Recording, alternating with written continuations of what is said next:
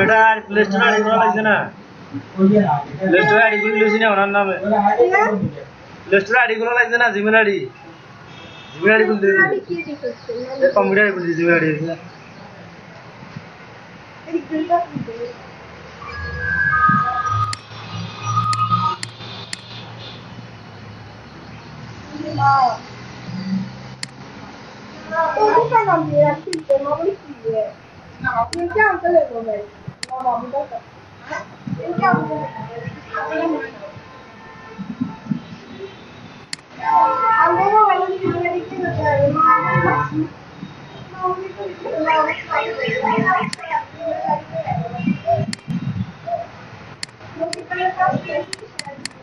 Facebook তো লাগবে না কেন ফেসবুক তো লাগবে না